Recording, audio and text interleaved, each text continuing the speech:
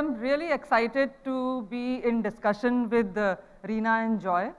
Reena comes from a diverse HR background, and she is currently heading HR as a Vice President HR for Tata Realty and Infrastructure.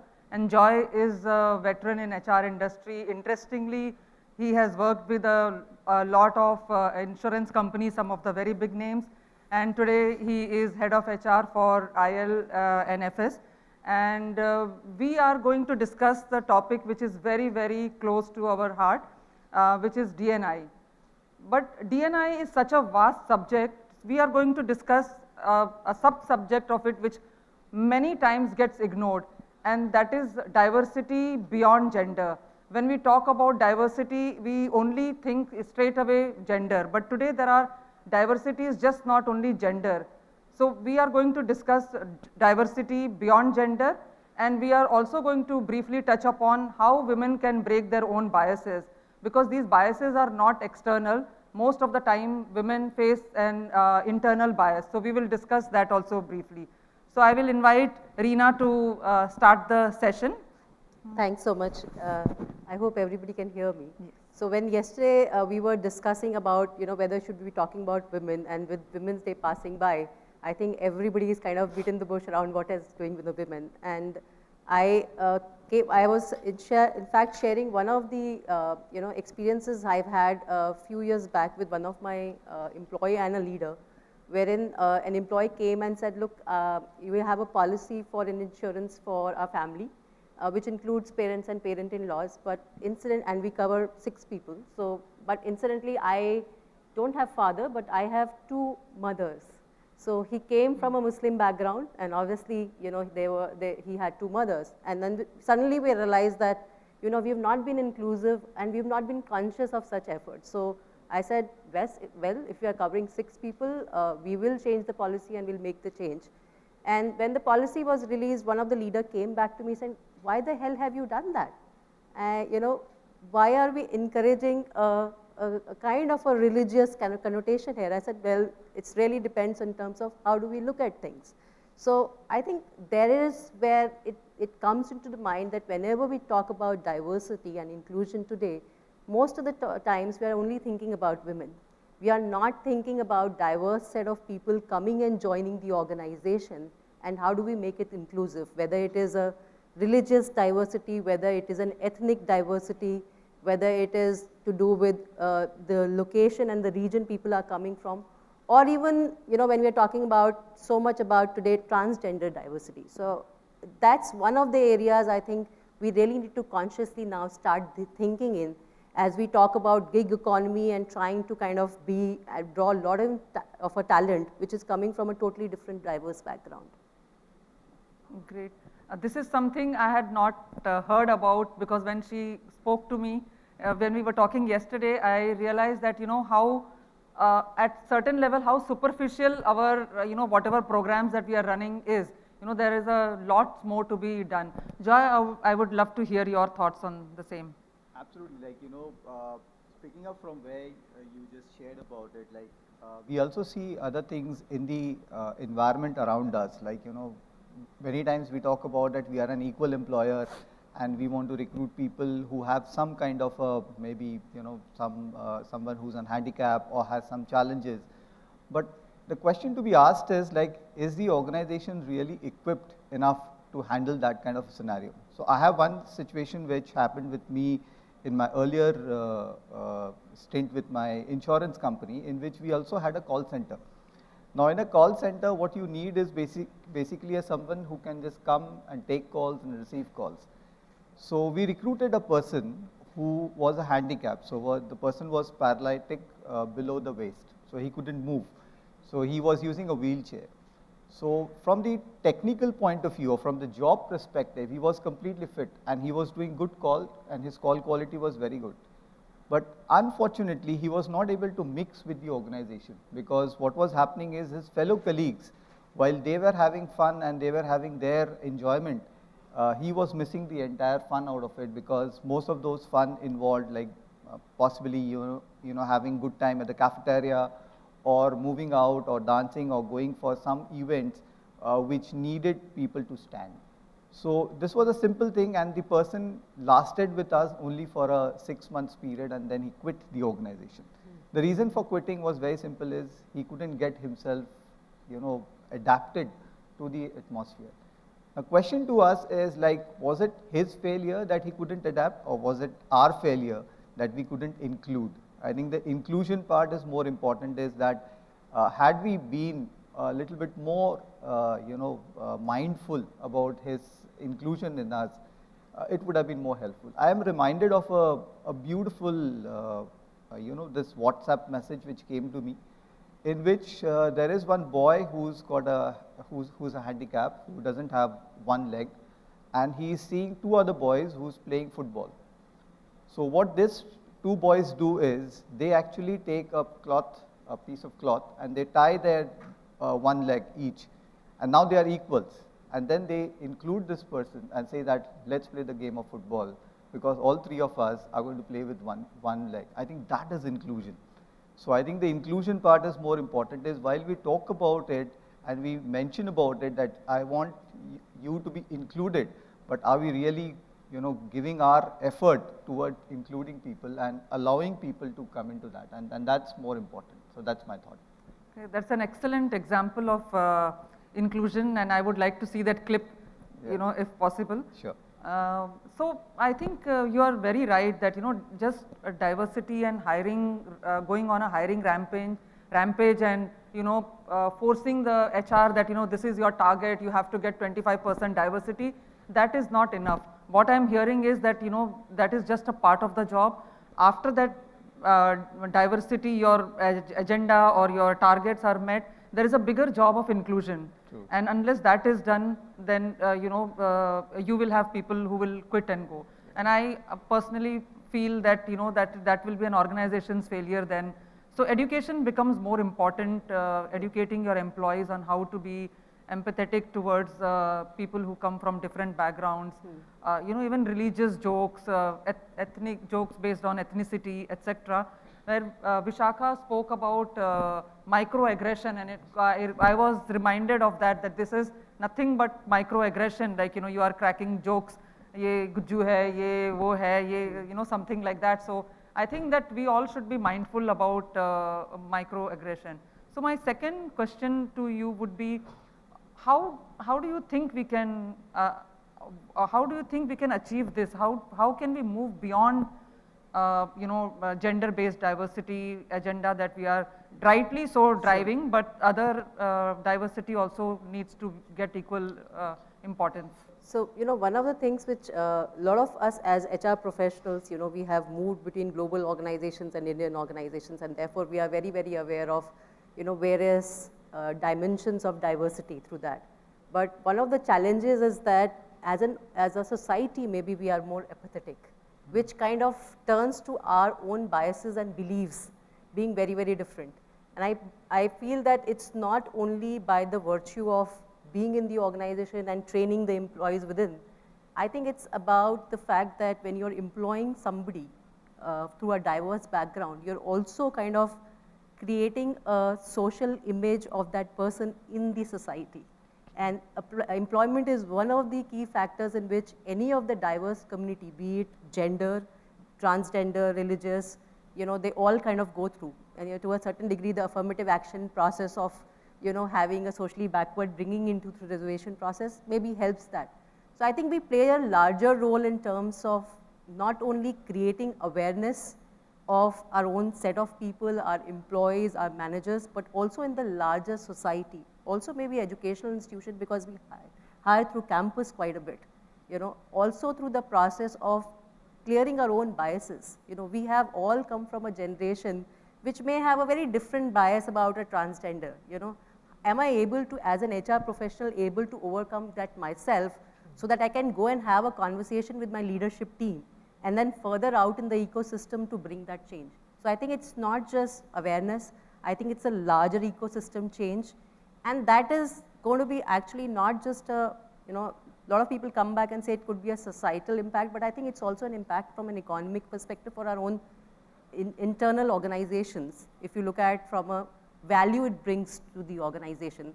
we all struggling with great resignation and attrition rate going up right now. I'm sure we will have much lesser attrition rate with that set of people coming into our organizations. Absolutely. Absolutely. In fact, I would like to pick up the last piece that you picked up is we are all talking about, there's a great level of attrition that is happening. People are leaving. But there's the another side of the coin. The other side of coin is if they are leaving, they are joining someplace. So I think that's another side of the story. And what is important for us to understand is not that they are leaving, but to understand why are they leaving. And if we are able to identify that, and if you are able to work on that, so I think that's a greater opportunity for any organization. So I'll just quote one simple example that happened just recently while we were in this COVID phase, and we were also doing recruitment because obviously we had to take some people. So I remember we had to take some people from Northeast, and most of these interviews were happening on Zoom calls, and you really did not meet the person in real. But I remember the recruiting manager said that China gave us the Wuhan virus, why are we recruiting Chinese? So I said, they are not Chinese, they are from Northeast, they are not Chinese, they are our own people. But then, that's the bias that people bring to the table is that, if the person is squint-eyes, fair and coming from eastern side of any place is a Chinese. So I think that's something, those biases is something that we need to break. We have just come out of Women's Day, which was yesterday. So I think this year's, the entire agenda is also to break the bias. So I think this is most important for us is while we are recruiting, we as HR professionals, are we educating our people that, first and foremost, accept that you have a bias. Most of the times, my most conversations that I've had with people said, I don't have bias. That itself is a myth, that, you do have a bias, accept it. We all have biases. But the only thing is, how much time are we giving to be aware that we have a bias, and the decision that we are taking is based on our biases. So I think that's most important. So I'll just, this topic is endless and we can just continue. I was just telling them that, we can either talk for 15 minutes or we can continue chatting about it for hours, and still there will be some more to be said. So moving on to the next topic, how do you think, women can break their own biases? What do you think will help them? Because I many times come across, when I'm interviewing a candidate, I come across people, women who say that, oh, they cannot take up a job because it involves traveling. So this is, I'm sure it is a mindset. So are we doing something about it? Is your organization doing something about it, or how to help these women break their own biases? So I think one of the studies which talks about the efficacy factor, which is around the entire confidence factor, is that many time we limit ourselves in taking a call and kind of taking that conversation of saying that I have delivered, and therefore I would like to take a step in taking a step in terms of even traveling for that matter, taking up a job which is traveling, because many times their perception that you're not going to do it, which is a generic perception, but in a lot of time I've been asked whether I have faced a glass ceiling, and I've kind of said that frankly speaking, most of my managers were men, and I have till now not faced a glass ceiling.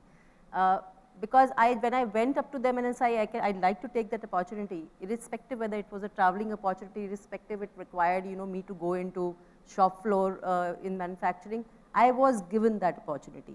So I think it's many times where managers could be hesitant asking you that question, and it can also be because of the fact that it may be crossing a personal boundary. When we are being told that this is a personal boundary, don't ask personal questions, they could be thinking that they're crossing a personal boundaries, and therefore they are not putting it forward for you. But if there is a position, then you should definitely raise your hand, and if you're capable, today organizations are willing to create that space for you. Great, and it is a biased question, but what is a male perspective on this? So I see it with a very different lens, and I've seen it in my real life. So recently, just a year back, we recruited a lady who was pregnant.